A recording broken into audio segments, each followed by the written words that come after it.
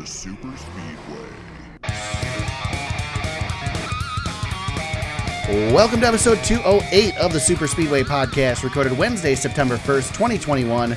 I'm your host, Eric Young, and I am joined, as always, by my co-host, James Cush. Good thing I don't read completely off of the teleprompter, James, because you omitted a couple words in my intro, or I did, or somehow one of us did. What did I do? Did I mess it up? It says, and I'm, as always, by my co-host, James Cush. Listen, I only edited the date on the show notes. I probably screwed it up before. And the 208. So I did pull this from episode 206, though. Because, that's why. As we were talking before the pod, our last one went a little, was a little bit of a different pod. So yeah. I went back to 206 for the notes. Yeah, I noticed you went to an old one because Jackass Corner wasn't included, but I made sure to add that in there. Oh, good. Thank you. Yeah. I have two entries for Jackass Corner this week. So. Our new favorite our new favorite thing that's going to get us in trouble. Yeah, last week I'm like, after we did it, I'm like feeling bad about it and thinking maybe we should just scrap this segment. And then there were just like two that jumped out at me this week. It's like, I got to mention them. Got to do it. So yeah. I'm ready for it. Yeah. Good. I don't know if I'm prepared for it this week. After last week, I feel like I shut it down. So we'll see. We'll see what happens. There's still some time before we get there. So you got to be careful of who you target, you know. I know. I mean, I don't think we're going to be crossing paths with Brian Keselowski. We could. You never know. We could. Never know. Could. I don't know. Well, how's it going, James? It's going, man. That was a hectic weekend of racing, would you say? Yeah. I mean, that was man, this race, you know, there's part of me that misses the 4th of July celebration. But boy, I don't know how you felt, but I guess we'll get into it. But man, I really, really enjoy the Daytona season finale. Beautiful. I think that the 4th of July has a really nice tradition that is beginning with Road America that will be absolutely perfect, and that this is a great tradition to begin here. With the regular, I mean, what you can't ask for.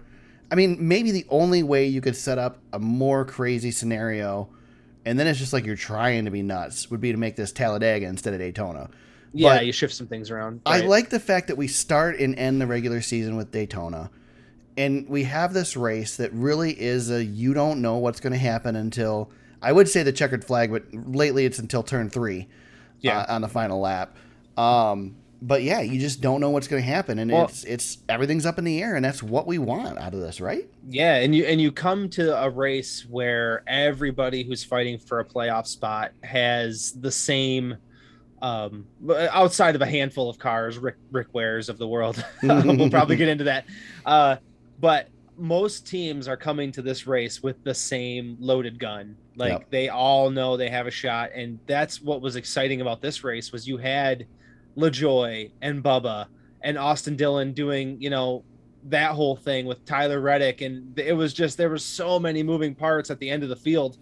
And honestly, Eric, I feel like the battle for one spot actually added to the intrigue for me, that everybody in the back of the field was fighting for that one specific playoff spot. Yeah. I really, really enjoyed, I mean, heck, Corey LaJoy, God, that might be as close as he's ever been, and or you know, I'm not sure what the future holds. I know he's going to be there for a little while, but who would have thought, with a few laps to go, you know, he was making some moves and making things happen. Yeah, I mean, before everything went away. You had Corey LaJoy there, Suarez. You had Suarez, who, of course, I listened to Door Bumper Clear today, or at least part of it, and there's some argument whether Suarez should even had the opportunity there, because apparently he. Under red went to pit road to get set up for repairs, and NASCAR parked Bubba Wallace for it earlier in the year. So Freddie Kraft had a fit about it, and rightfully so. But either way, they didn't call it, and so he had the chance at the end. I mean, you can't not talk about the guy who finished 3rd/2nd in Bubba Wallace. Yep. You know, there's a guy that was, you know, Freddie again said this week, the only thing worse than being in a must-win situation and finishing 3rd is finishing 2nd. But still, I mean, you had him. You had Matt DiBenedetto, who was right there. I mean, he was a move away from winning the thing, and then he was a double, one Chase Elliott double block away from being in position. You know, that was the thing. I mean, heck, Eric Jones had a moment where he went to the bottom, and I thought for sure Chase was coming with him, and Chase decided to stick it high again, and I thought for sure Eric Jones was going to be one of those guys in the mix there towards the end too. And I mean, again, all guys who needed a win, and just, you know, obviously we haven't even said his name yet, but Ryan Blaney, YRB, gets it done. Yeah.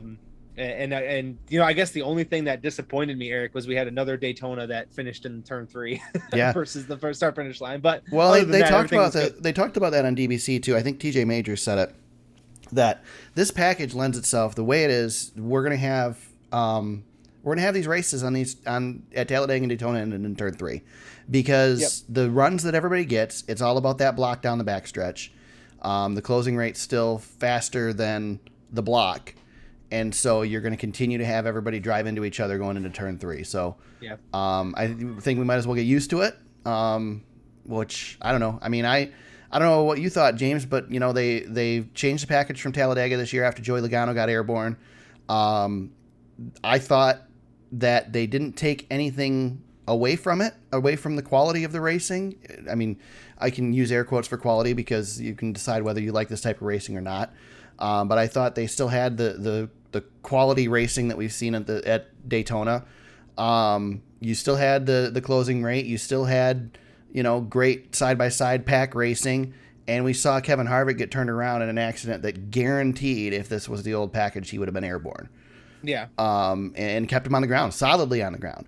So I think that the package accomplished everything they wanted it to do. And from my understanding, they were, you know, a couple seconds slower, like 2 seconds slower with this package than they were at the 500 or this race last year. So again, I think it did everything they wanted it to do, and on the surface, it looked just as good as a fan. Yeah, I did. I mean, the thing that was kind of sketchy to me was, like, you know, Chris Buescher blocking, I guess, the inexperience of Chris Buescher up there. But that's inexperience, not the package. Exactly. That's it. You could see, and I think it was Jeff Gluck's podcast this week that talked about it. You could see the guys that were up there that don't have the experience versus the guys that do on the teardown. Yep. Yeah, and it was a great point, because you've got guys like Ryan Blaney who know when to put the block on. You got Joey Logano, who's, you know, an expert at it, you can argue. And then you got someone like Chris Buescher up there, or even Matt DiBenedetto, that are throwing maybe one too many blocks. Corey LaJoie. Chase Elliott is one of them. Yeah. Well, shoot, Corey LaJoie, he wrecked somebody. I don't remember who he turned around. But he also, you know, looked pretty sketchy there, because, again, this is a guy that's not used to running up front the entire race. He's used to running up front the last 5 laps, 10 laps. Yeah, exactly. So you got to learn that stuff. It's not, that's, you know, you and I had this discussion. We've had this discussion many times about this package and whether experience is necessary. And I just think and I think this shows it's a different type of experience. Yep. It's not about knowing the handling of the car and being able to feel that car through the turns and what you have to do on the old, you know, 750, 800 horsepower package where you're sliding around a slick track at Atlanta. But this package, you have to know where to put your car, what you can do with your car, what move you can make, when you have to make that move. And have a good spotter, as that video of Ryan Blaney, the last couple of laps was just a fantastic. I saw Jeff Gluck retweet it, but just the poetry, I guess, of a spotter working with a driver. And you see someone, I mean, heck, Eric, Ryan Blaney has been a beneficiary of a little bit of luck the last 2 races, I'd say. But luck combined with that dude is a very good drafter. Yeah. Very, very talented. Just a very talented. I mean, just jumping off the screen, talented drafter. I mean, he might be. I always like to say the king of the. I used to say king of the restrictor plate racing, and obviously it's king of. I guess I would be king of drafting right now. Yeah. No doubt, Ryan Blaney is one of those guys, right up there with Hamlin, Keselowski, and Joey. And Ryan, guys you think of. Ryan doesn't like the current package, but he's good at it, and I think you're going to see more wins out of this guy because he's good at it. Yeah, exactly. I mean, that's the thing. He's never had as many wins in his career in a single season, and he's pretty much doubled it up the last 2 weeks with some, like I said, a little bit of luck at Michigan, and I guess, you know, strategy plus luck here at Daytona with the Fords making that late pit stop. Yeah. Or pitting early, I should say, right. Before the rest, but very synchronized, and Ford working together One of the things I guess I kind of don't like is the manufacturers working together the way that they do. How But are they not doing it more though? I don't understand how Ford uh, keeps getting everybody's lunch on this.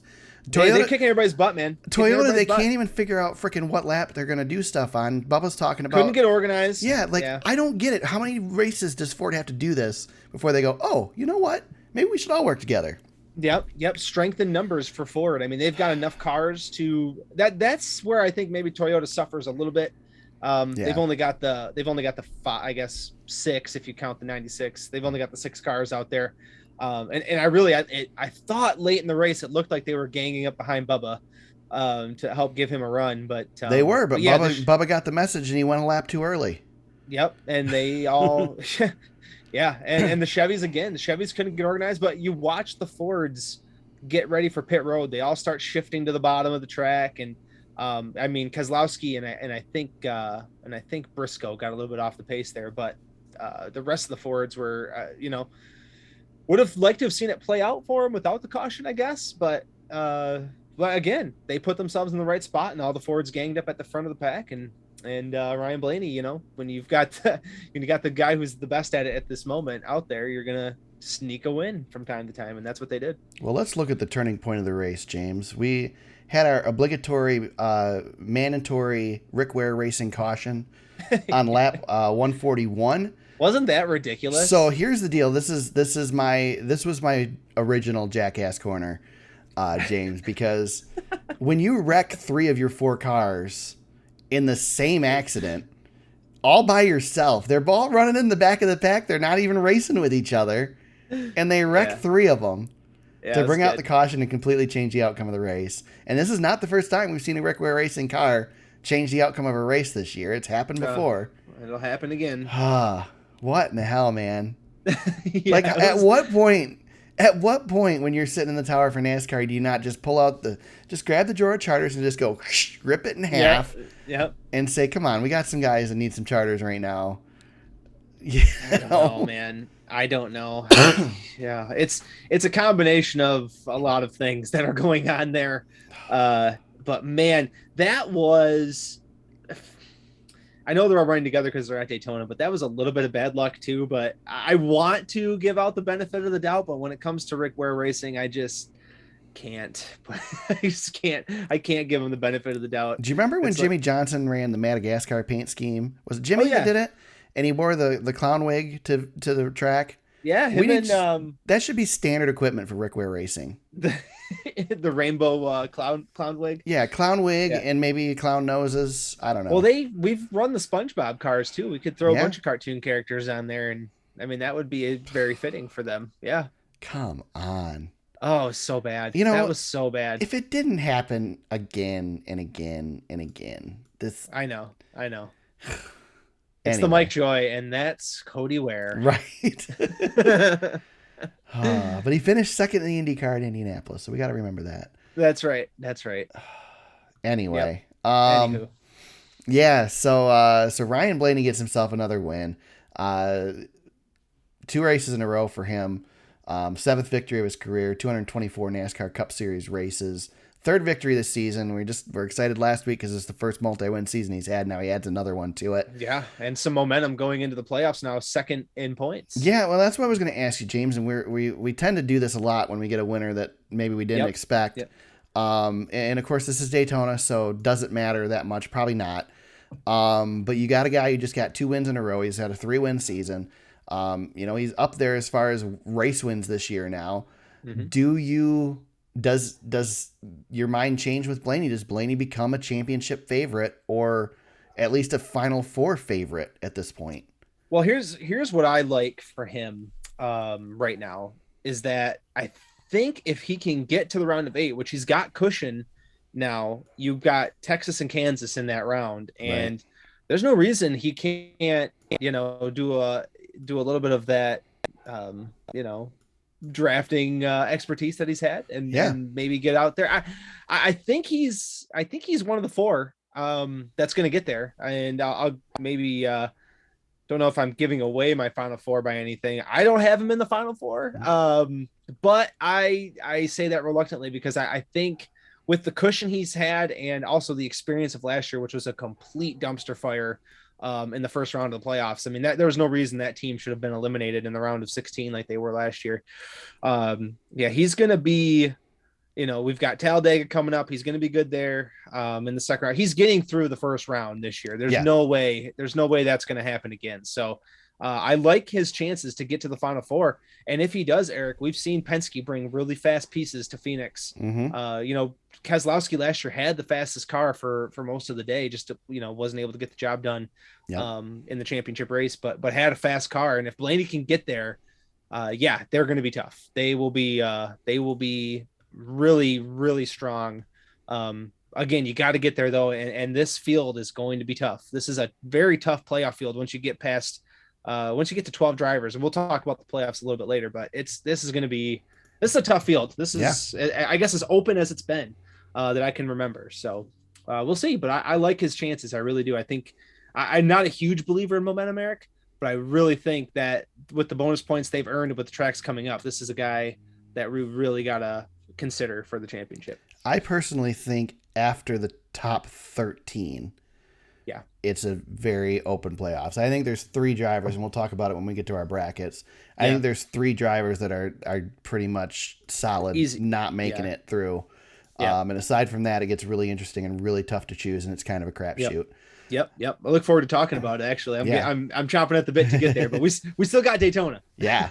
One of the things I like to do at these, I guess it's not restricted plate anymore, but the super speedway races is take a look at the order and see who finished places that you don't normally see them. The sneak up guys, right? Yeah. Ryan Newman gets a 3rd place finish, proving once again that if you're on a super speedway, he's one to watch. Yep. Ryan Preece, who we didn't officially get news about this week, but we kind of did, finishes 4th.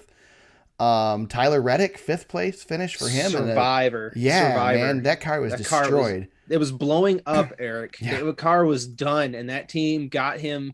I mean, this was a playoff saving race for those guys. I mean, it helped that Dylan had his battery issues and then got in that last wreck too. But still, I mean, if Reddick would have been out early, it wouldn't have been Dylan would have had to run as hard.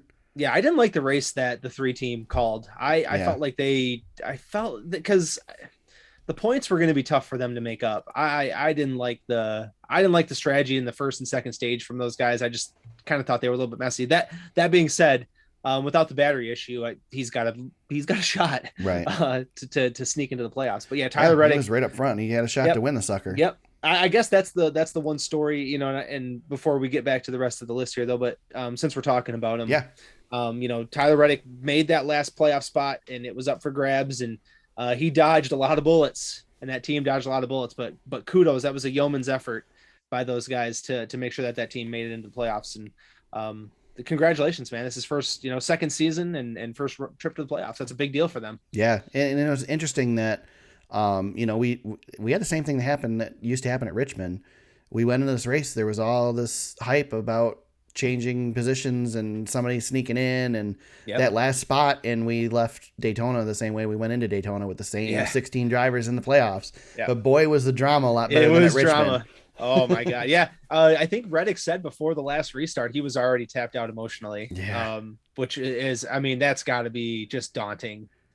I've become a really big Tyler Reddick fan over the past. He's such a years. good driver, man. Yeah, he's a great driver. I had a chance to talk to him a couple of times. He's a good guy, and honest. He'll give you a good answer. So I like him quite a bit. With him in the fold, Childress has got a nice 1-2 right there. I mean, Austin's not going anywhere, and Tyler, I think, is very, very talented. Yeah. If this next gen car can even things out a little bit for them, he's one to keep an eye on in 2022. Well, I'll let you in on a little secret. Tyler's better than Austin. Yeah, I know. I like his upside versus Austin. Austin's got some crown. Austin's not a bad driver. No, he's not a bad driver, but chances are, if he wasn't Richard Childress' grandson, he'd be on the chopping block more often than he is. I like to think of Tyler Reddick as Larson light. He's got if you peek behind the curtain, you would almost think you're looking at Kyle Larson when it's Tyler Reddick, and he's got some of that. I'm not saying he's the next version of Larson. Know who I feel like he is to me, and not personality wise, but just as far as career wise, Martin Truex Jr. He Yes, really yeah, has a that's Martin not bad. Truex Jr. feel to me. Somebody who's going to get hot at times. He's not Champion going to in be the hot at lower others. He's going to level. be very underrated when he does run well. Yep. I Yeah. don't think Truex gets as much credit as he should for how well he's run, Well, especially rejuvenating his career the way he has. yeah, Truex and Truex was Dale Jarrett to me. I mean, Yeah, that's the career yeah, I always thought of. But as a young driver, Truex was Dale Jr. in the Xfinity series. I mean, he yep, was back in the old Bush days, I guess, but he was a champion. He was lighting the world on fire in that series. yep, Same as Tyler Reddick. Tyler was really good in the yeah. Xfinity series. Sixth place, Justin Haley. Um, Nice I, day for Spire. I, Like really I nice give day up, for man. them. I give up. Justin Haley's the real deal on these restrictor plates, on these Dude, super I know. speedways. You just after Saturday, you can't argue with it. And this finish here, I mean, the He's dude good. just, I'll tell He you, could win. he's He going to could be win one of scary these in a races. Keurig car 3 races next year, 3 to 4 Yeah. races next year. Yeah, he's good. And this was, he won the Xfinity race earlier in the day, came out and ran 400 miles with the big dogs. And Yeah, that's right. That's right. The race was Saturday, but it was Saturday morning. Yeah, they had to run. They had to run it in Saturday morning, which I enjoyed. I got double dose of racing, which I liked Yeah. on my Saturday. So yeah, Haley's good and heck of a day for Spire. I mean, Yeah. Couple of moves go differently, man. Corey LaJoy might have won this thing. Yeah. He was in the hunt. I know I'm not a Corey LaJoy fan at all, but I was cheering for him too. Yeah, I was. That was a great story. Would have been a great one. I would have liked to see it. BJ McLeod finishes 9th. His first top 10 That is in awesome. any top 3 Cup Series or NASCAR series. Unbelievable. Very cool. And then Josh Bilicki in 10th. Yeah, I mean those two right there. And Josh, we made fun of Rick Ware Racing, Eric, Yeah. but Josh Bilicki got that top 10. I mean, I know all these guys bumped up because of the Busher penalty, Right. but still, Hey, it's top 10. Top 10's top 10. Top 10. Yeah, you mentioned Chris Buescher. Chris Buescher ran a decent race, finished second, but had the track bar issue. So yeah, even if he would have won, he wouldn't have won. Yeah. So glad so far we haven't had that happen. We haven't had somebody cross the line as the winner and get it taken away in the Cup Series. Nope. Anyway, not yet. Yeah, I know. Eric Jones came close to 11th place finish, and then guys, got caught up in those wrecks. Yeah, Kurt Busch, Hamlin. Denny Hamlin, Eric Almirola Eric Almirola shocked me because he was in that wreck early, and then he's racing for the win again at the end. Yeah, and gets caught up in the last wreck there. He's a good super speedway racer is. too. Very good super speedway racer. Yes, he is. You mentioned Daniel Suarez had a good day. Still falls back to 19th. Kyle Larson has a Kyle Larson day at Super Speedway. Four races a year that you can pretty much not pick him for the win. Yeah, he was up there and back and forth, Yeah. and he was all over the place. But yeah. Anybody else jump out at you here? I thought Ross Chastain. We're getting used to him running in the top 15, but Yeah. I thought he ran a really nice race. Was leading some laps. He was more aggressive but less chaotic, I think, than we've seen him in a super speedway race. Yeah, he was good. And actually I thought Kevin Harvick was the most aggressive guy out there. Because he had nothing to lose and he wanted to win. Mm-hmm. But yeah, Ross, Ross just, I've seen a lot of improvement from Ross this year. I'm getting ready to order the crow from the restaurant on that one because he's made some really nice gains in my opinion, and I'm looking forward to what he can do at Trackhouse. Well, let's hope moving forward. Let's hope that his gains aren't because of how much Kurt Busch has been teaching him, because he's not going to have that next year. He's not going to have, yeah. But I guess Eric, he's got the lessons learned. I don't know. I guess you can put that down. But yeah, he's done well. He's in the group with like Daniel Suarez as just guys who have really impressed me. As we come to the end of the regular season, there's been a couple of guys who just have come back from I guess rough situations, and he's one of them. He's looking ahead. He's got some good things happening, and he's running well. Interesting stat before the disqualification, before they went through tech inspection, was that the Michael McDowell finished both first and last at Daytona this year. I know, I loved it. And then Buescher ends up getting the last place because of the DQ. So, yep. But Michael McDowell with the engine problem, so he was out. Yeah, of it never early. had a chance. Yeah, never had a chance. Yeah, William Byron finishes 37th, one that expected to do well. I had him in my fantasy, which killed me. Yeah, he crashed. Kyle Yeah, he Busch crashed out. 34th, Brad Keselowski 33rd, Christopher Yeah, a Bell lot of guys I 32nd. had on my fantasy team were taken out at some point. Byron was one of them. I think I had like one start left for a bunch of guys, and I just went for it. So It's really interesting because this race could have gone a couple different ways, and really it just could have, was. yeah. It was a calm race until it went nuts.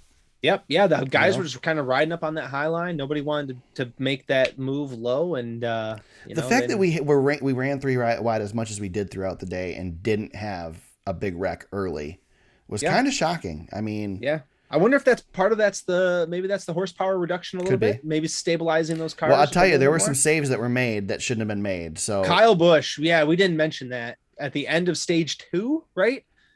Kyle Busch was going straight into the wall at the start finish line and somehow brought it back to life. How many times has Kyle Busch made a save like that at Daytona? Right. I think that was one that was out of left field. Awesome. I believe Chris Buescher had one at 1.2 toward the end where he was completely sideways and should have wrecked.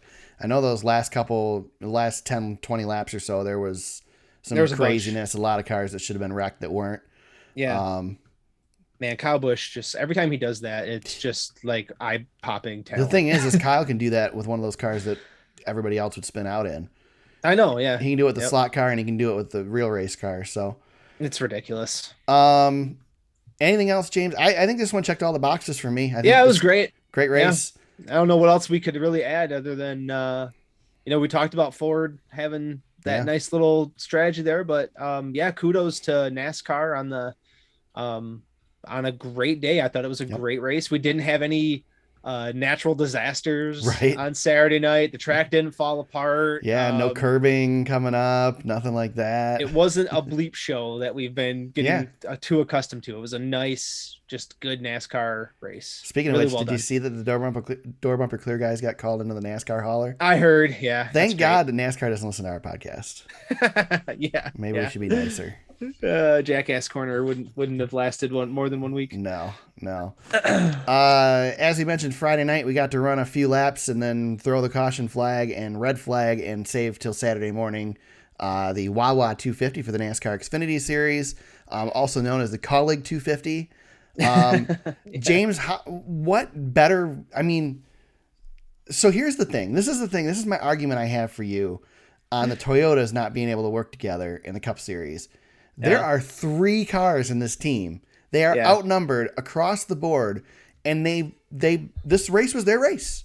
They manufactured it all the way to the end, man. The entire thing, to the point that they're coming off of turn 4, 3 wide, battling for the lead amongst themselves. They finished 1, 2, 3 in stage 1, 1, 2, 3 in stage 2, and 1, 2, 4 at the finish line. And almost 1, 2, 3. I mean, almost 1, 2, 3. Almost 3 wide at the line for the win. It was awesome. What a day for those guys. What a day. Yeah. And again, Justin Haley shows what he can do on a super speedway, and that's it, man. King of super speedways right there. Xfinity Series. Yeah, he's the Xfinity Series monster. Can't wait to see Justin Haley in a competitive car racing against Denny Hamlin on super speedways, man. Yeah, dude. I know. Speaking of which, we didn't mention Denny Hamlin at all, but Denny Hamlin had that race won if he wouldn't have been in a wreck. He was running really good on he was running good. Yep. We also forget that Justin Haley's got a Cup win. I mean, I think it's as legit as I think Justin Haley is now. That win's not a legit win, but that's not a legit win. But he's got 4 Xfinity Series wins, and can you guess what 2 tracks he's got all 4 wins on? Right? Yeah, pretty easy. Yeah, but it's not like he's run terrible the other tracks either. I mean, he's become a much better driver than he was before. I think he's learned a ton, especially from AJ Allmendinger, man. Well, he's the closer, man. I think AJ has accelerated that team, and they've just got just the attitude of that team is so different. And I'm scared of them coming to Cup. I mean, I'm not, but they're going to be scary for everybody else because the whole racing for trophies, you're racing for checkers. That's what they race for. They don't care about points. They're racing for wins. They've won a Cup race this year already. And they're in it for the team. They are a Formula One style, or any old IndyCar style team that races for the team. They care about each other. Yeah. They care about each other, man. AJ Allmendinger got out of the car and called Justin Haley his son. Yeah. And it's like AJ knows his role with this team. Mm-hmm. They know Justin's going up to Cup next year, but they all work together. I mean, it's That was just an impressive. Eric, just because of our picks that we do every week, I was off my chair when Haley went to the outside. I was like, yeah, come Yeah. on, Justin, you got this. I couldn't freaking believe that he won that damn race. I was so It was irritated. so awesome. I was like, oh man, what a So great irritated. race. I picked the fourth colleague, or the fourth place colleague car. Yeah, no, that's not funny. I know it was just I didn't care who won, honestly. That No. was just great racing. But I was going to tell you this too, Eric. His so the lap lead totals for him for his 4 wins. I gotta tell you this. It's laughable. So the most he's led is 16 in Talladega, and then his other 3 wins are 9, 2, and 5. Those are the Wow. laps led. So I guess he really is the closer when Yeah. it comes to the Xfinity Series. That's the thing, though, is, man, you got to be there at the end, and he's able to be there. Yeah, he's only led 184 career laps in the Xfinity Series. And I'd he's really got like to four see. wins. I'd like to see the stats on his finishing position and stages, because this one he finished first and third, so it's not like he was riding in the back. Right. Yeah, they were up for. They just played the Pied Piper. Yeah, it really. And they set themselves up for the end of the day. How I don't get it. Back in the DEI days, everybody knew to separate the DEI cars. How are They these guys couldn't do it. not separating this team? They could. I don't know, but I think when they go to Talladega, like JR Motorsports has to figure something out, because they're the ones who can. Yeah, it's the only do something about it. They're really the only team that is competitive enough to do anything in the Xfinity Series. I guess Gibbs, if they wanted to, but Gibbs isn't that good. They've got one car that's good.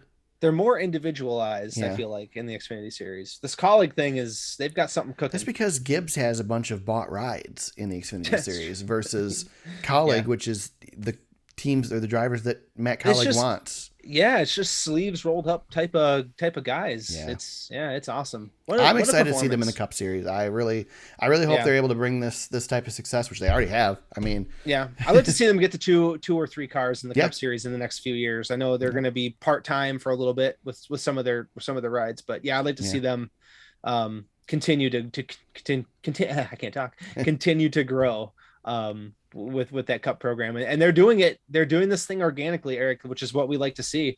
They're not coming in. Listen, I love Michael Jordan, but he just came in and with a big paycheck and got Denny Hamlin on board. I love that there's a team coming up old school through the system. That's what it's there for. That's why the Xfinity Series and the Truck Series exists, to start bringing some of these teams up to grow, and I just love it. Matt Colleague's got money in that team. It's his money. It's his cash. That Leaf Filters is his deal. That's his company. Right. That's right. So, and I think that's part of why they are gelled together. Just like you said, Eric, AJ's not bringing multi-million-dollar sponsorships with him, and Justin Haley for sure isn't. So, it's just a different mindset that they've got over there. They're all for one and one for all. And it's the mindset that Trackhouse has right now too. So maybe it's a good thing. There's some stuff. Yeah, maybe there's some. We worry a little bit. I've brought up plenty of times that I worry about the next generation of owners coming up. Like, who's going to be those guys? Maybe this is it. Maybe this is the crew to watch. Yeah. It's definitely different. It's not the Penske, Hendrick, Roush. It's a different style of ownership, but I'm with you. This is guys who want to be here and are invested in the sport, and that's what I like about Denny Hamlin doing what he's doing. He's invested in the sport, and Brad Keselowski staying involved, and hopefully someday we see Kyle Busch making some of these types of things too. I think he'd be really great as an owner. But I love some of this, I guess, fresh blood coming through the system. I agree. A couple other things to note. Brandon Jones had the debris on his grill, overheated, and ends up blowing the motor, finishes 40th, only ran 17 laps. Austin Cindric gets in the wreck, finishes 39th. I was so excited when Cindric crashed, because I thought for a second that you'd picked him. So I was like, yes, I'm going to every time I do pick him, he does crash. Every time I pick him, he does crash. I know. Well, he's been crashing a bit lately. He worries me. When you got somebody like AJ Allmendinger running like he is, and Cindric having the errors he's having, I think Allmendinger starts looking a lot more of a favorite than Cindric does. Allmendinger's in the prime of his driving career, man. Yep. He's going to be a threat. That's for sure. Trying to see if there's anybody else really worth mentioning here. Everything else kind of what you expect at a plate track. Kind of everybody finished where you expect them to finish. There weren't really any big standouts in this one. We didn't really have We had a couple of wrecks, but nothing major in this one. This one was pretty calm Yep. for an Xfinity race at Daytona. Yep. It was interesting. Couple of Cup guys trickled into this race. Yeah. Chase Briscoe was out there too, but yeah, I mean, Chris Bell got sixth place in that 54 car. So yeah, I thought he was going to win that race. yeah, Yeah, he was. I mean, Eric, you said it last week, and we've said it a lot too. But that 54 car doesn't matter who's behind the wheel, but when you got Chris Bell behind there, right. Man, that car was flying. I thought for sure he had it. Yeah. I didn't have this in the notes, but Noah Gragson had a great day, and obviously we know he's coming back next year now. Yeah. So we'll sneak that in there. So good to see Noah and yeah, good for him. I'm glad he gets another year.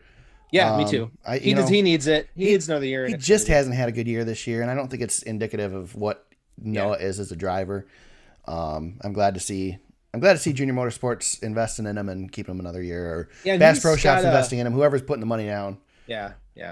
He's got a good personality. Yeah. Which, if he can get that, some of that, I guess, loose cannon stuff that he's got going on reeled in. I want that stuff to stay too. We got to keep that stuff. He'll be just fine. Got to keep that stuff. That's the stuff we need in the sport. We need him to eventually get into a run-in with Kyle Busch. Yeah. That's where this is all heading. So. Yeah, that'd be good stuff. I wouldn't mind that. No, me either. Anything else from Daytona worth discussing, James? Oh, I hate that we're leaving Daytona, but at least we got one more Talladega coming up. So yep. A few more weeks to Talladega.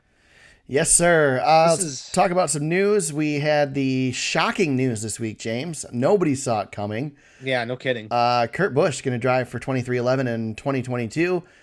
James called the number choice. Not a surprise there either, number 45. Come on. Yeah, exactly. When the first car was 23, you knew this one was going to be 45. Come on. And then we also got the news with the paint scheme reveal that NASCAR is going to move the numbers forward on the car. Also not shocking news. Nope. We're still. Boy, did that look bad. They need to slide them back just a tick. Yeah. I'm okay with them going forward, Eric. Yep. I'm with you. I'm just gotta slide it back. Guys, just make it known when you see the cars with the number too far forward, point it out. We'll get them in the right spot. They'll be in the right place. It's all in the designer's hands. Yeah, I'm not anti-forward. I'm more anti-backward than forward, but no, I'm very anti-backward. I'm not even bad. I'm not gonna say I wouldn't mind them going backwards as long as it's not too far. Just keep it a little bit away from the honestly, as long as they're still on the freaking door somewhere, I don't really care. I was even all right with them moving toward the front in smaller, like sports cars. I think I threw out a GD when I saw the car. Yeah, it was bad looking. And here's the thing, James. Monster Energy, I love Monster Energy, not the flavor of it, because actually I do love the flavor of it. The stuff is awful, but the flavor is good. It's just not good for you. And it'll eventually put you in a coma. Yeah, but it tastes good. It really does. And honestly, it smells great. I leave one in your car on a hot day, and the car smells like Monster Energy. It's so good, man. I know. Oh my god. I know. But I'm sick. Their paint schemes are awful. In the cups in NASCAR, their NASCAR paint schemes have always been bad. I'm over the flat matte black that they've got going on. I will say Haley's had a couple decent ones. I think Riley's had a couple decent ones. But for some reason, every time they put Monster in a car in the Cup Series, it just looks like crap. Yeah, the 41 was bad. The old, Kyle had on the 54 for a while in Xfinity, and it wasn't great. It's just a dull, plain-looking car. The funniest thing to me is we're moving these numbers forward to give sponsors more visibility on the quarter panels, and they ran the logo right into the wheel. Yeah, and squished it. I was like, well, there you go. I mean, it looks just great, guys. Yeah. Great job. Yeah. Starcom Racing sells their NASCAR Cup Series charter to Spire. This whole thing is just a cluster because it all comes down to Spire had charters that they weren't using, they're releasing to others, that they now sold to Trackhouse, and now they're buying charters back up so they can... It's just, this whole charter system's stupid. This middle of the pack stuff is so irritating to me. And James, I almost just want to say I don't care, because I don't. And I don't know why we have to talk about it, but we do, because they're guaranteed a spot in the race. Well, and Spire's plan. The reason that it matters is Spire's been gearing ahead for the next gen car for years now. Well, and this is the piece of the puzzle where I was confused when they sold their charters. to Trackhouse. It's like, okay, they're selling the charters. They supposedly were in this for the long run, and now they don't have any charters, but this explains it now. So yeah, and this is going to be, if I'm not mistaken, don't even try. I could be don't wrong. even try. I'm gonna try. I'm pretty sure that Spire had the 78 Furniture Row charter, which as a championship charter held more value because of the prize money associated with it. Right. I could be speaking out of turn here, so hang on. Hang in there with me. And I think that's the one they sold and are going to make a positive gain here by buying the Starcom charter. That's just your standard back of the pack charter. So it doesn't have any playoffs attached to it or anything like that. It's just a regular charter. And I think that's where the value comes in here. Again, I am not Bob. So here's what I suggest you do. It hurts my head. You go to your web browser and you type in www.jski.com. And up at the top of the screen, there's a Cup Series tab. Mouse over that and scroll down to charters and click on that, because J-Ski or whoever is helping J-Ski is keeping track of this crap, because it is a mess. Eric, the biggest thing I did with this story, I wanted to see if it would trigger you, is where I linked the story. So you guys can. Oh, don't even do that. don't even get me started. You're terrible. It's in the show notes. Oh, you're terrible. Terrible. All right, moving on. JTG Doherty, you just put this in the notes because you know I can't pronounce the team name. I'm really messing with you today. Plans to run one full-time team in 2022. We hinted at this earlier. Ryan Preece likely the one out because I'm pretty sure Stenhouse has a long-term contract. I think Stenhouse is good for another year. And Stenhouse's team is chartered. Ryan Preece's team is not chartered now. I forgot that they didn't have a charter. That's right. Yeah, Preece has been running no charter all season. Yeah. And there was a talk at the beginning of this year that they might not run the full season, but kudos, they've run the full season. I guess they're not inclined to at this point, other than I don't know, just a race, make a little extra cash. But I would assume they're going to keep Stenhouse, and Preece is going to have to figure something out. But maybe Spire. I don't know. Maybe this gives us a little bit of extra silly season news to work through. Yeah. I like Ryan Preece, as I think he's a long-term project, but he's, I don't know, maybe he can do the John Hunter Nemechek and go down for a season. Yeah, I feel like Preece went to Cup too early. Maybe. I think he did the John Hunter Nemechek thing, as you said. I think he went up too early. I think he needs to do the same thing John Hunter did and go down. The problem is that John Hunter went down too far, and now all the cup rides are filled back up. Well, that's the thing. Like, where's John Hunter go? So John Hunter's down there now. You got Matt Benedetto, who's going to have to go down there. You got Ryan Preece, who may have to go down there. Pretty soon, we're going to have too many drivers down there. Yeah, and not enough rides. So a lot of good drivers having to go down. Like John Hunter's a really good driver going down. And then there's Rick Ware Racing. And we've got Cody Ware out there, and I guess Quinn Huff is going to have to go down. Yeah. I don't know where he's going to end up. Nothing, I'll never laugh more than remembering the moment at MIS when we had our first, I think it was MIS, when the first time I was there for qualifying, when they started doing the bullpen where the drivers would come through after qualifying and talk to the media, and Quinn Huff comes up and nobody knew who he was. Oh, man. None of the media members knew who he was. It's like you feel bad for the kid. He's driving a cup car and nobody knew who he was. Nobody knows who he was. Yeah, I mean, it doesn't surprise me. Poor guy. 8 teams will test next-gen cars at Daytona on September 7th and 8th. Yeah, next week. Yes, those teams are, let's see, it's a Goodyear tire test. Austin Dillon, Denny Hamlin, Chris Buescher, Joey Logano, William Byron, Cole Custer, Ross Chastain, and Ricky Stenhouse Jr. will all test cars.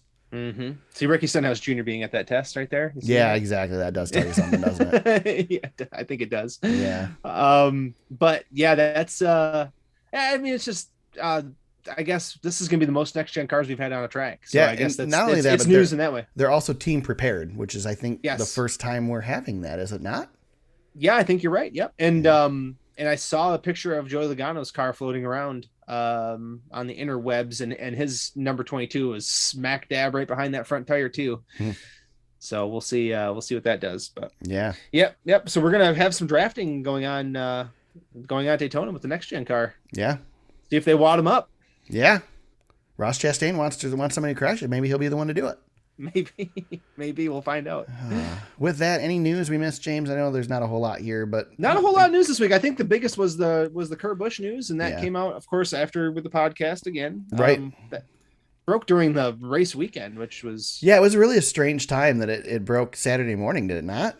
Yeah, it did. Sunday night, Saturday, or Friday night, Saturday in the morning. Very strange time for news to break. Now, I guess it doesn't happen on race weekends much anymore. No, not like that. Nope. That's what was kind of cool about it. And didn't you ask Denny Hamlin about his team last week? Asked him last week. Yeah, and what was his quote on that again? Maybe soon, something like that. Soon? Yeah, he knew. God, he knew. What a dick. Just didn't want to give it to the little guys. What a dick.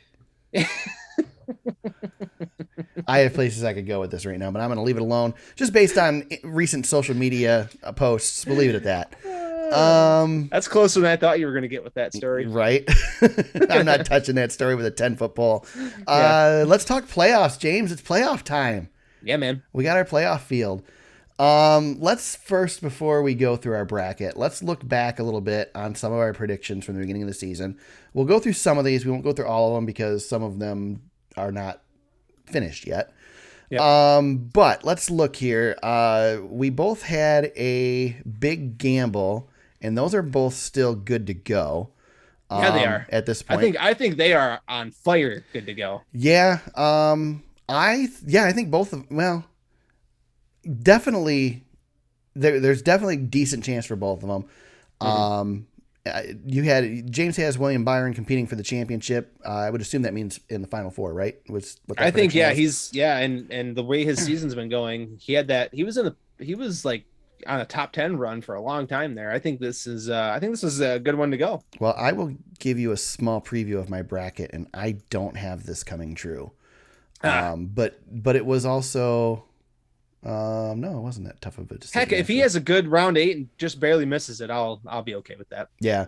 Mine is that Harvick doesn't make the round of 8. This is in my bracket. Hot. I think this is going to happen. There's this guy just, as much as he top 10 in the beginning of the season, this season is just in the tank for Harvick. There's a backsliding. Wouldn't it? How ironic would it be if he dominated the season like he did last year and didn't make the Final Four, and this year he suddenly goes on a run like Tony Stewart and wins the championship? Maybe you consider 2 seasons as one then. I don't know. Yeah, I don't know. Both on target for those. Let's see, teams to watch. I said Hendrick Motorsports. That's turned out to be way more true than I expected it to be. They were, I mean, holy crap, that's a good one. Yeah, they're the best team in the sport this year, which we didn't see that coming. You did. James's was really good too, because you said you were worried about Stuart Haas. And I was worried about Stuart Haas. Wow. And I'm still worried about Stuart Haas.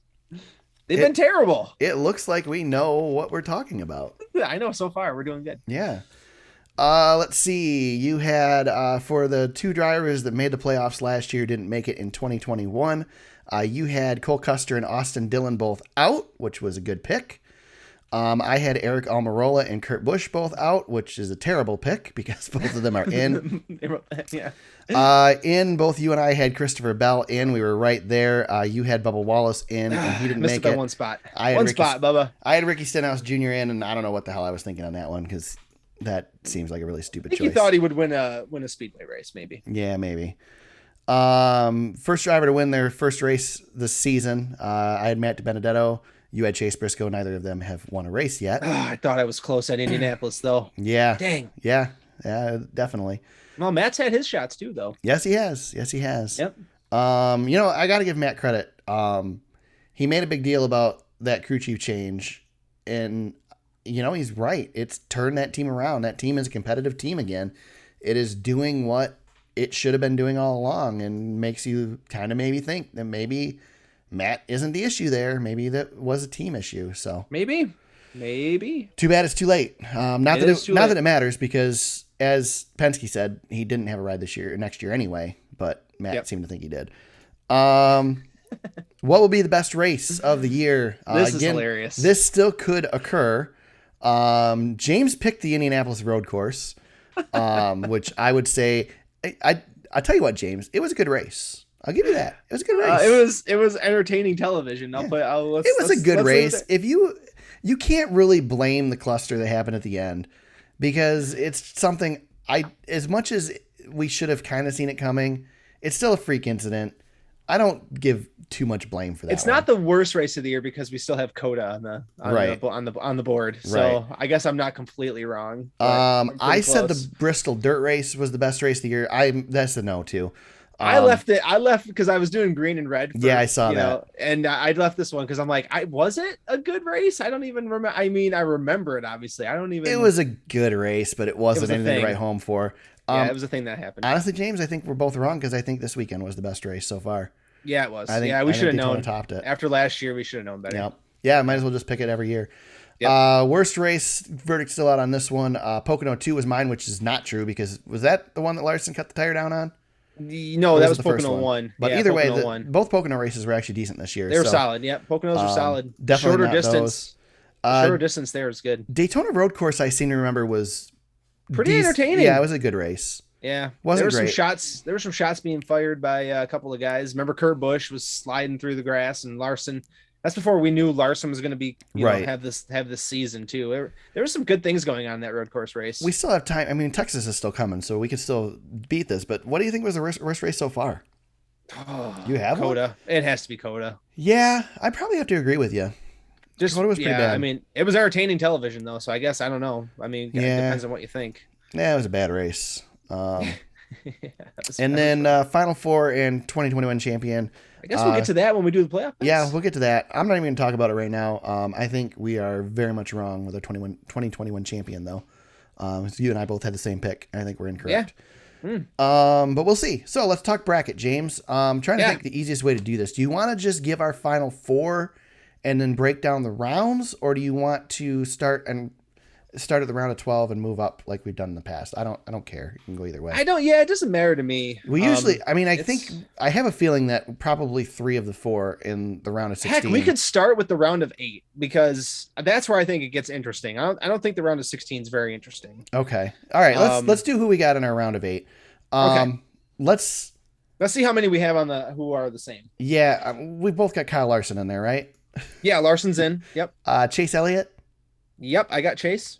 Martin Truex Jr. I have Martin Truex Jr. Ryan Blaney. I have Ryan Blaney. All right. Kyle Busch. I have Kyle Busch. How about Alex Bowman? I do not have Alex. I have Alex Bowman in mine. Okay. How about Denny Hamlin? I do have Denny Hamlin. Joey Logano. I do not have Joey Logano. Okay, so you got 2 I don't have. I have Logano in there. So who are your 2? Okay. You have Byron in there, I bet you. I got Byron. Okay. Yes, sir. I got Billy Byron. And then because Talladega is on the schedule, I think is why I did this. I'm saying Brad Keselowski gets through. I think he goes to the round of 8. See, I don't think he makes it. I think Brad's season. But Brad, it's so tough. If it wasn't for the fact that Brad's leaving that team, I would say but he's leaving that team. They're not going to be working with him in these playoffs. I'm sorry. Yeah, it's going to be tough. It's going to be tough. I really struggled with the round of 12 there because it's so tough. Yeah. Because the guys I'm knocking out are Harvick, Bell, Logano, like you mentioned, and Bowman. And God, Bowman could win Las Vegas. Like it's. See, I feel like Bowman is the better Hendrick car than Byron. I just feel like, he's got more wins than Byron does for one, but I just think Bowman is sneakily better. He might be better at Las Vegas, but I think when it comes to Talladega and the Charlotte Roval, I like Byron better than Byron. And I looked more at it, and this is probably my failure, is I looked at it more overall versus really looking at focusing on the tracks that they're running. Yes, yeah.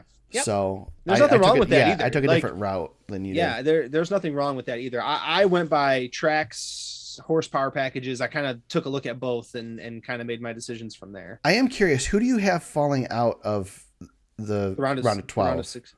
Yeah, from 16 to 12. From 16 to 12. I don't have Reddick going. I don't have Almirola going. I don't have McDowell going. Okay, those are the 3 that I said are the givens.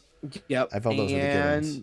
Yep. Who else isn't going? I have Christopher Bell falling out as well. Yeah, I have Bell going on Reddick, Almirola, McDowell, and I was between Kurt Busch and Christopher Bell in this one. Yeah, who did I knock out? Why am I struggling with this? Give me a filibuster for me for a second while I look at this really quick. Yeah, like I said, I went between Kurt Busch and Christopher Bell on this one. I just think Kurt Busch, I don't think he's going to win again. I just think he's going to have the better No, close out to the Kurt. I have season. Kurt falling out. Okay, That's that's what it. I figured. That's it. Yep. I didn't think you mentioned Kurt before, so Yep. Kurt. I have Kurt falling out. okay. Yep. So that, like I said, that one I was on the fence with. I went back and forth on that one pretty good. Yeah. I had a hard time. It was between him and Harvick, and I just like these tracks for Harvick a little bit better. But God, Kurt's going to be good at Bristol too. I don't know. I don't know, man. Harvick will get top tens and make his way through. I think. Kurt. I don't know. I don't know. So I don't know. let's talk Final Four. Okay. So I struggled with this because I really feel like, James, that this is going to be 3 Hendrick cars So do I. and another car. The Yeah, problem me too. is I couldn't decide who the third Hendrick car was. Yeah. So instead of putting a third Hendrick car in here, I was influenced by the past couple weeks of performance, and I put Ryan Blaney in the Final Four. Yeah. I think it's not a bad bet, but I also think it's less likely than the other 3 that I have. Yeah. Yeah. And it, Go ahead. and I was gonna say, and it depends on what you do with Martinsville too. Do you think Martin Truex Jr. Right. wins there because he's going to be good, or does Chase Elliott, do what he did last year again? Right. That's a tough one. Denny Hamlin could win there too. I mean, that's a tough one. Martinsville's going to be really entertaining. Final Four is really, really tough because it's so hard this year. So hard. The only standout we have is Kyle Larson.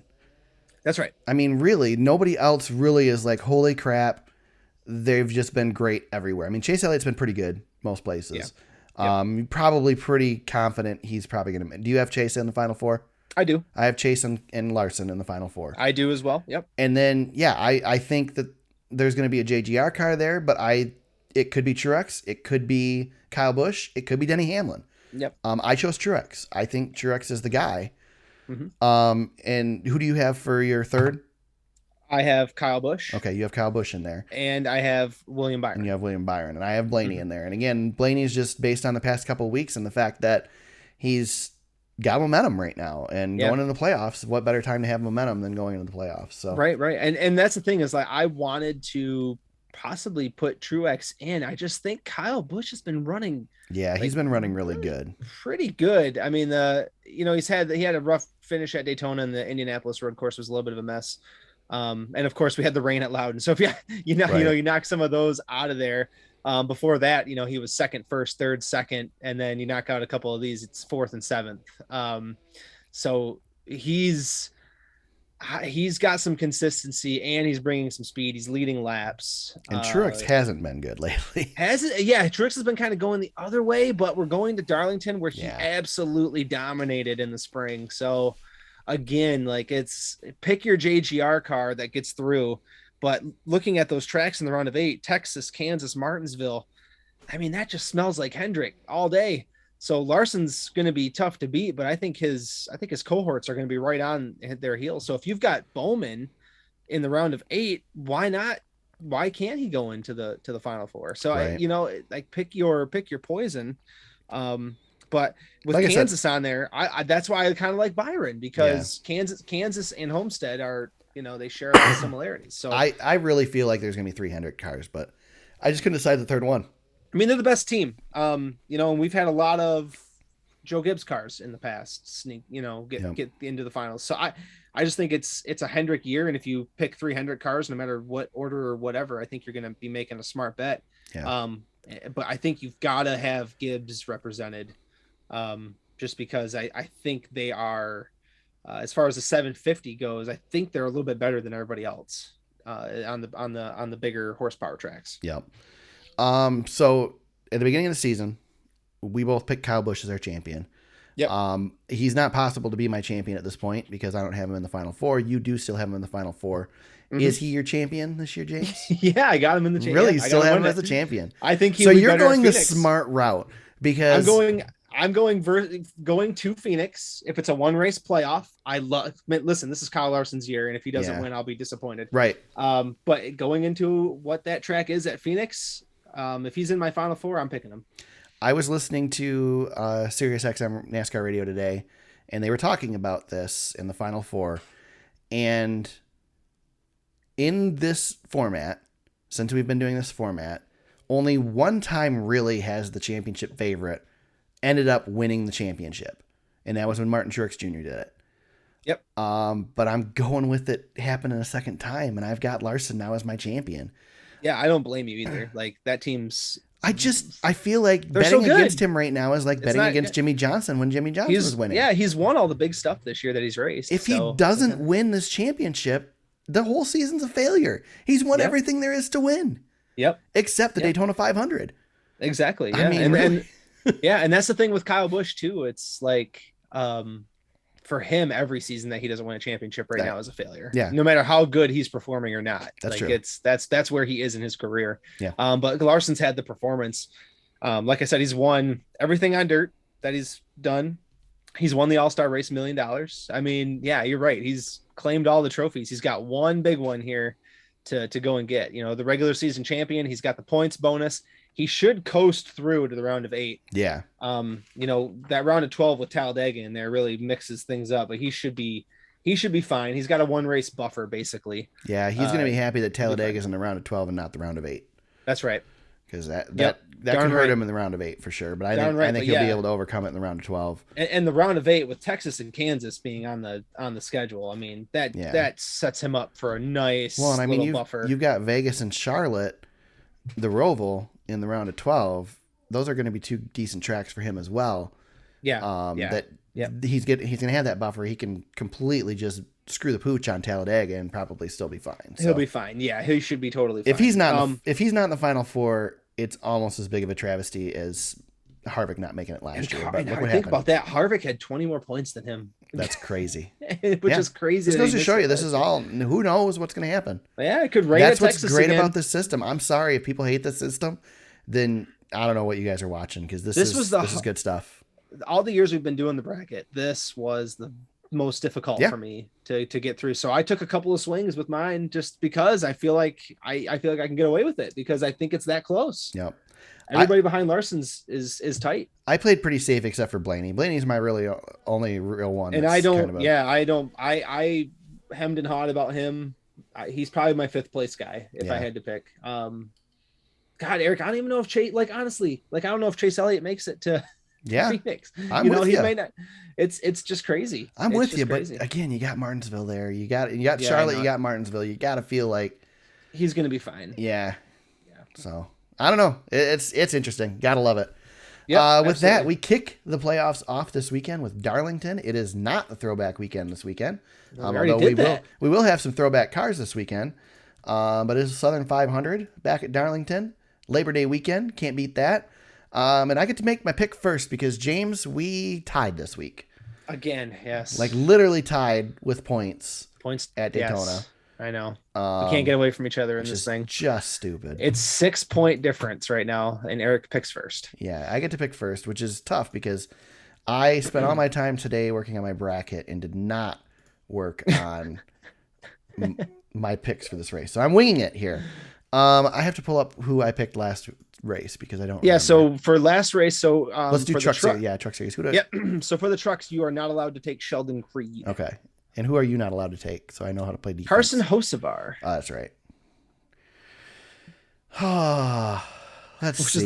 Which is the last time anybody gained any points was that race. 6 races ago.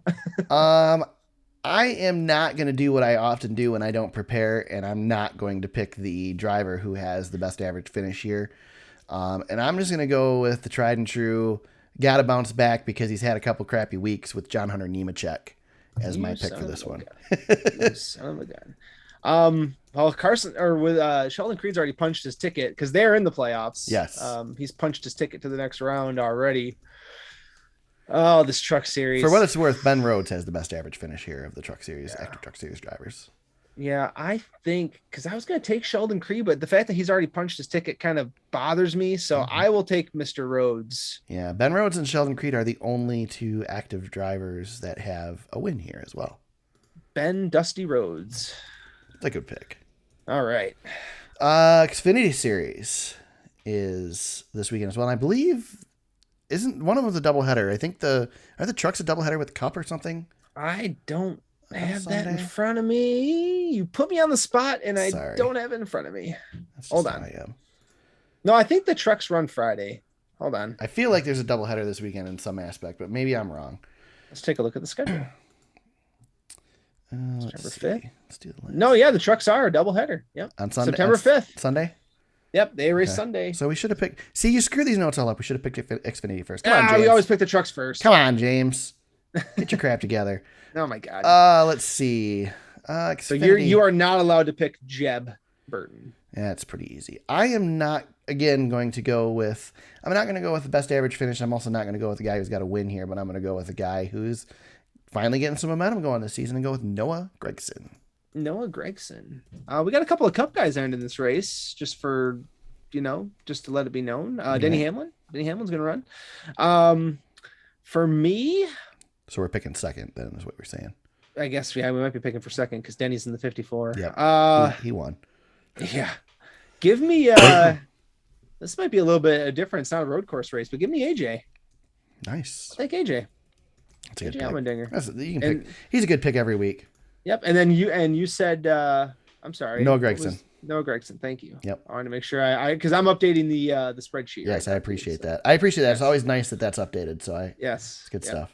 Yep. Let's do the last. And the Cup race, the Southern 500. Yes. No throwbacks.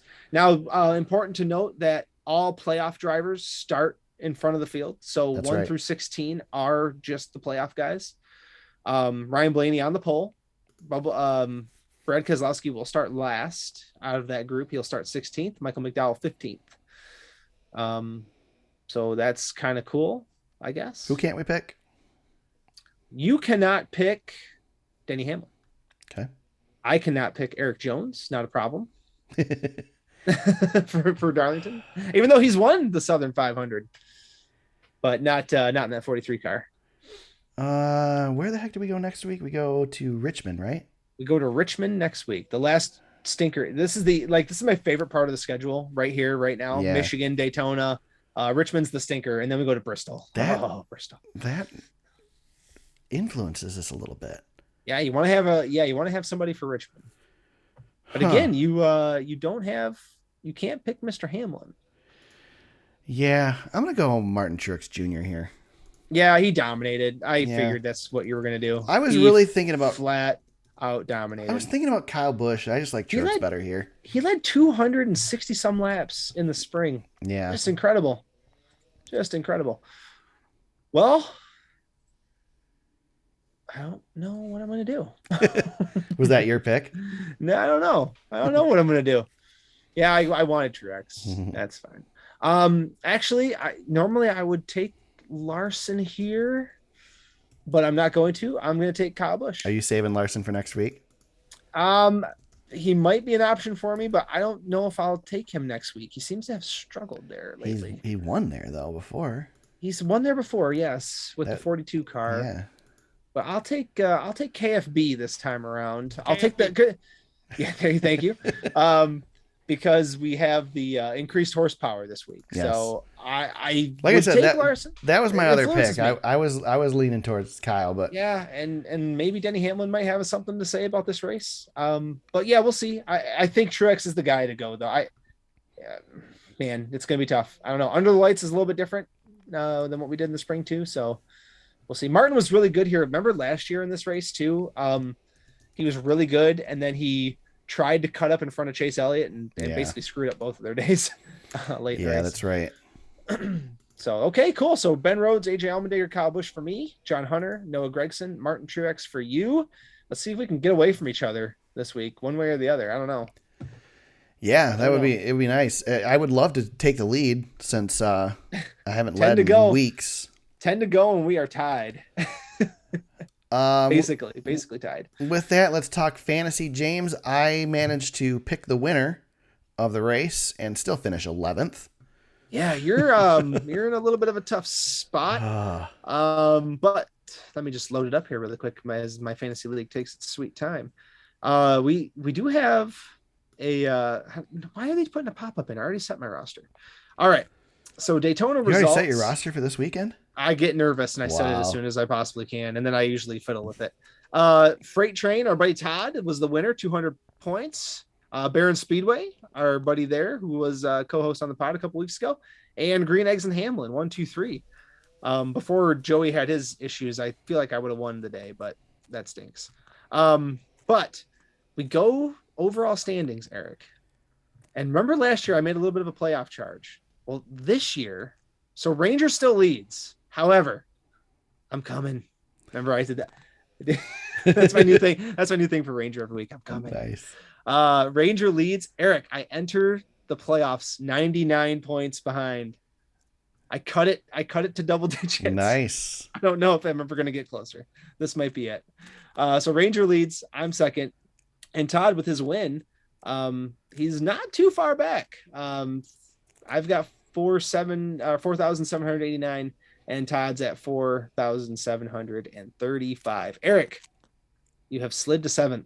Ridiculous. I mean, stupid fantasy. It's so dumb. But we should note, fantasy rosters reset this week, and you get 5 uses for every driver, regardless if they're in the playoffs or not. Nice. So all your drivers are back if you used them up. Which weeks am I picking Kyle Larson? Which weeks do you want to pick Mr. Larson? So yeah, your roster could look really funny. It's going to tighten things up a little bit. We also do have playoff standings, which I'll update starting next week.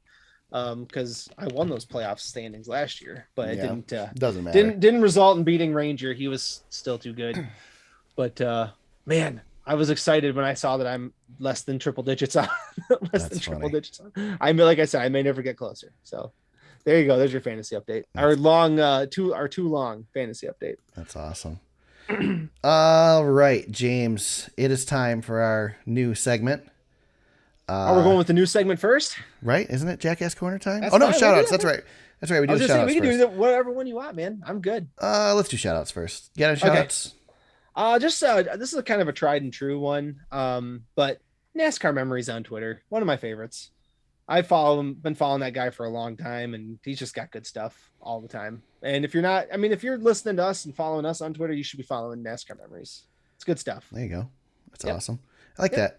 I'm gonna shout out NASCAR Chasm because he's freaking hilarious. He had a good one today, didn't he? He's been really good lately. He can get on my nerves, but not lately. He's just been good. So, been enjoying him. So if you want a good follow on Twitter during the race weekend, you want some lighthearted humor as opposed to someone like Nick Bromberg, who is also funny but really obnoxious, then take NASCAR Chasm. He's a good follow. So, that's good. With that, it's time for Jackass Corner. Do you have a Jackass Corner this week, James? I'm gonna just you're gonna defer to me. No. Okay. I'll throw. This is something that's been on my mind for a long time, and since we have a place for it, NASCAR Twitter, just overall, everybody who's a NASCAR fan on Twitter. I think even I would qualify for this. With some of the stuff that we all do on Twitter, I think we deserve to be, in this lauded Hall of Fame that is Jackass Corner. We all deserve to be there. Yeah. So that's my overall. Anybody who's a NASCAR fan on Twitter is probably a jackass. Yeah, I could probably put this podcast in there a few times too.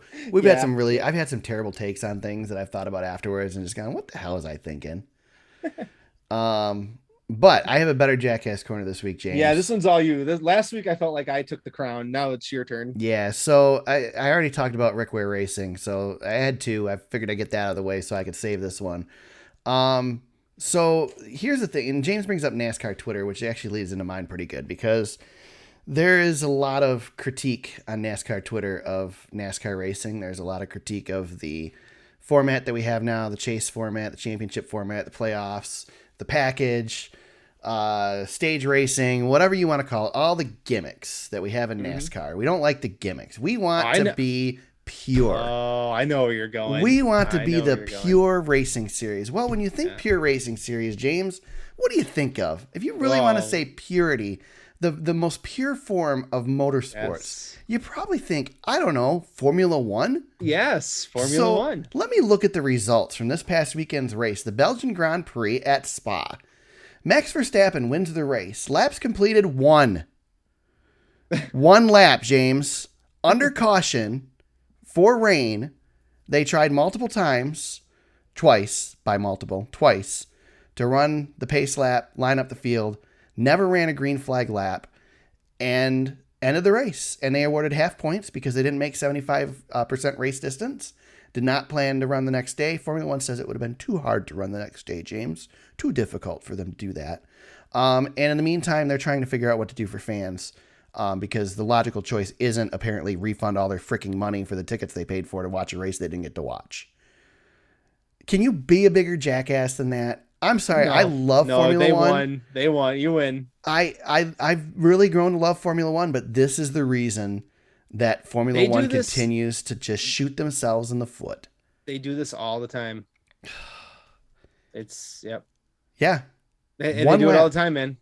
One lap. Time. Max Verstappen had a 1.995 second. Yeah. George Russell gets second place in the Williams.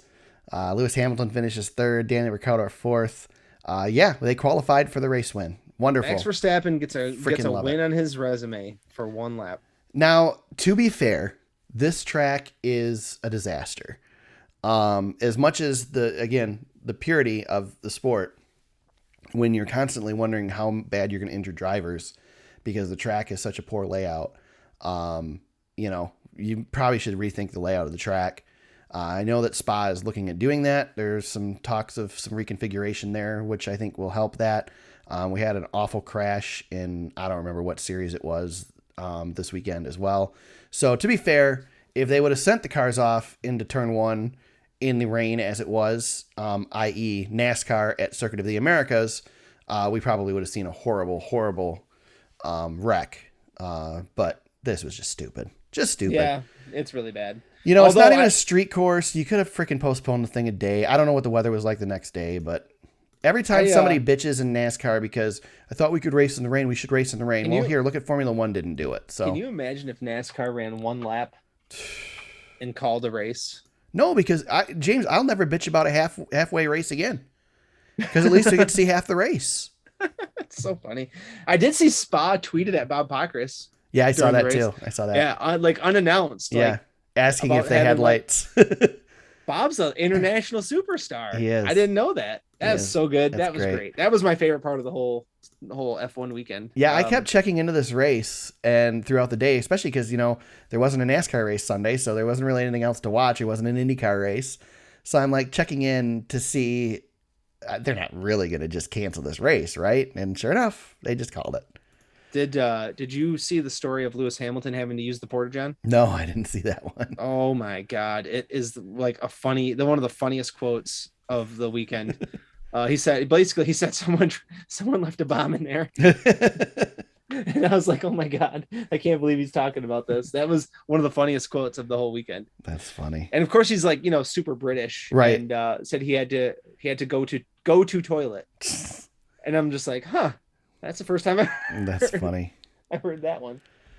Oh man, good stuff. Yeah, and just surprised that there's not more people in an uproar over it. To me, that just seems strange. But F1 is hoity-toity. You're right. Eric. Yeah, you're right. People don't go there. Honestly, people don't go to watch an F1 race anyway. They go for the experience of F1, and they could care less. They don't go to Monaco to watch great racing. I'll tell you that. That's true. With that, James, where can people find you on social media if they want to talk to you during the week? At James Cush on Twitter. You can find me at TSuperspeedway on Twitter. You can find the podcast on Facebook at facebook.com/TheSuperspeedway. Our website is thesuperspeedway.com. You can find past race coverage, old episodes of the show, coverage from this past weekend. If you listen to last week's podcast, if you missed it, all kinds of quotes and stuff. What are you laughing at, James? I can't talk about it. I can't talk about it while you're recording. All I'll right. have to wait till later. All right. Anyway, I'm all distracted. This is the problem with the video. You got distracted. Yeah, I'm distracted. Anyway, there's audio from last week's race in Michigan, so check that out, thesuperspeedway.com. You can find the podcast there, show notes, links to articles that we discussed in the podcast as well.